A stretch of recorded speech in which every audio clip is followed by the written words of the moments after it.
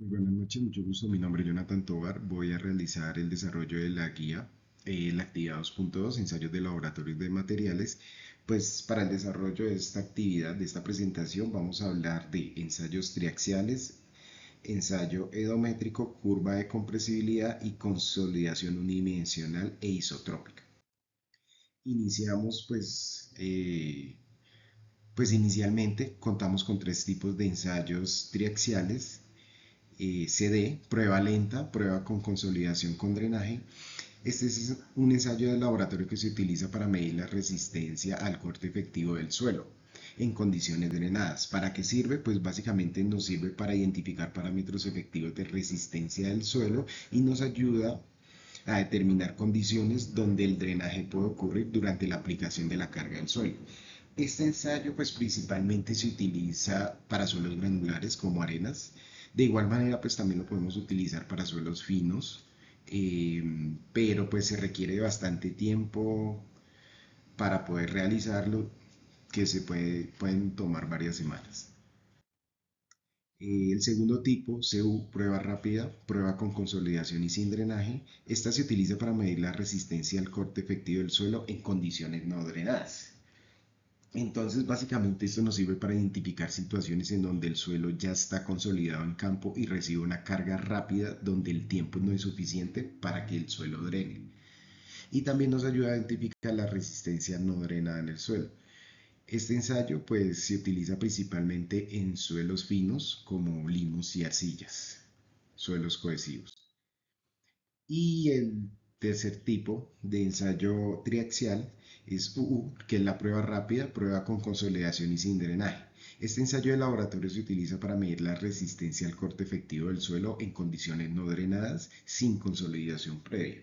Es decir, este ensayo básicamente nos sirve para identificar parámetros efectivos de resistencia del suelo no drenada y nos ayuda a simular condiciones en donde se presentan cargas muy rápidas en suelos saturados donde no hay tiempo ni para consolidación y drenaje.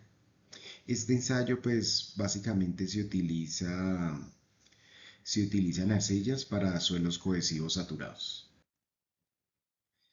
Bueno, ensayo edométrico.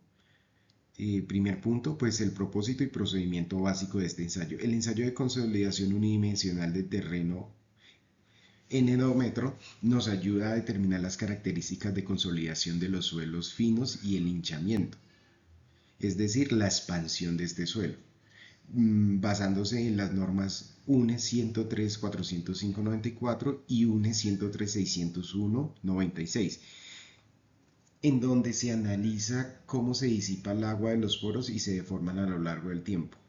Pues básicamente este ensayo edométrico es para mirar, pues para mirar la deformación del suelo, de suelos cohesivos.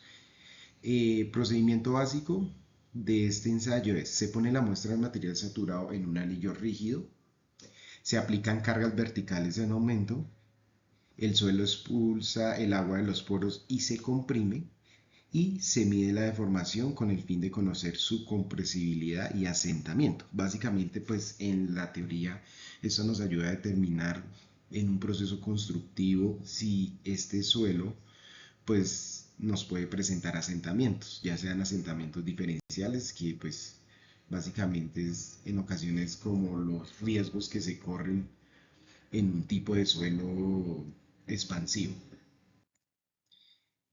Bueno, coeficiente de compresibilidad MV, pues básicamente este coeficiente de compresibilidad es un parámetro que se obtiene del ensayo edométrico y este nos ayuda a medir cuánto se deforma la reducción del volumen un suelo por cada cambio de incremento de presión aplicada. Entonces, pues esta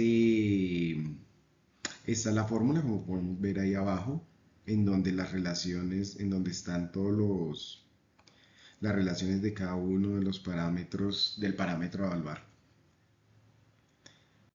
El siguiente, coeficiente de consolidación secundaria. Este es un parámetro que mide la deformación adicional en el suelo después de haber terminado la consolidación primaria. Ya es cuando, pues básicamente la expulsión del agua por los vacíos o poros del material. Siguiente, relación de sobreconsolidación, OCR. Este parámetro nos indica cuándo ha sido cargado un suelo en el pasado respecto a la presión actual que soporta, es decir, que nos ayuda a medir si el suelo está normalmente consolidado o sobreconsolidado. Entonces, pues básicamente esta relación nos determina, pues sí, básicamente si el suelo ya ha soportado algún tipo de carga, si ya está sobreconsolidado. Bueno, para el siguiente punto, pues entonces hablamos de la curva de compresibilidad. Pues esta curva de compresibilidad es la representación gráfica de la relación entre el grado de consolidación, el cual se obtiene por la relación de vacíos y el tiempo que se demora a partir de que se aplica la carga.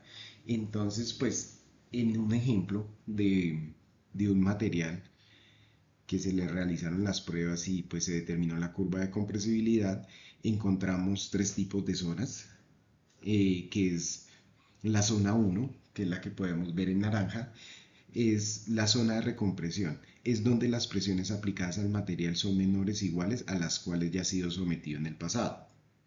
La zona 2, que es la zona recta, esta es la zona de presión, es donde el suelo experimenta presiones a las que nunca ha sido sometido. Y ya la zona 3, ya la zona de descarga, en donde se disminuye de manera graduada o paulatinamente la carga hasta llegar hasta cero. Como podemos ver ahí en la gráfica, pues básicamente eso es lo que nos está mostrando. Ya en la zona 3, pues cuando se empieza a retirar las cargas del suelo, pues se empieza a ver que ya esta curva empieza a devolverse, por así decirlo. Eh, y pues básicamente, pues en la gráfica podemos ver que es la relación de vacíos versus presión. Mm,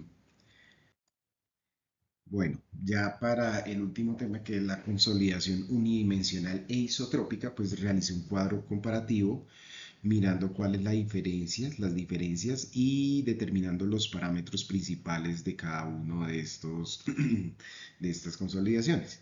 Entonces, eh, la función, dirección de deformación, comportamiento, drenaje de fluido y resultados.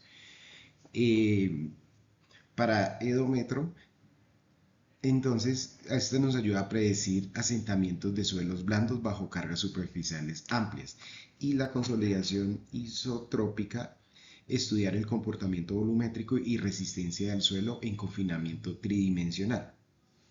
Dirección de deformación, edómetro solo vertical y en la consolidación isotrópica en todas las direcciones. Mm, Comportamiento, edómetro, el suelo no se mueve horizontalmente porque está en un anillo rígido, y en la consolidación isotrópica el suelo sí puede formarse en horizontal, bueno, en todas las direcciones, y presión confinante en la celda triaxial. Drenaje de fluido para el edómetro unidireccional, vertical, y consolidación isotrópica multidireccional. Resultados, edómetro sencillo, modelo aproximado, consolidación isotrópica más completo, se acerca mucho a la realidad. Pues básicamente el punto que más me llama la atención, pues con respecto a este cuadro comparativo, son los resultados, porque en el edómetro pues podemos ver que es un modelo aproximado, ¿no? O sea, es algo que no es como tan cercano a la realidad, a diferencia de la consolidación isotrópica.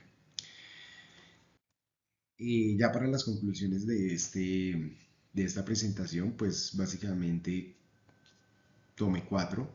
La primera, los ensayos triaxiales CD, CU y UU son fundamentales, ya que nos ayudan a determinar la resistencia al corte de los suelos bajo diferentes condiciones de drenaje. Pues como hablamos antes, ya si es drenado, no drenado, o si no es consolidado y no drenado.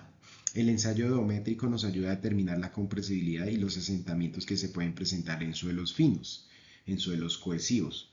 La curva de compresibilidad nos resume gráficamente el comportamiento del suelo frente al incremento de esfuerzos, mostrando zonas de compresión y compresión virgen. Y la consolidación unidimensional e isotrópica nos explica las diferentes formas en las que los suelos se deforman y cómo expulsan el agua. Bueno, muchas gracias. Esa fue la presentación para esta actividad. Buenas noches.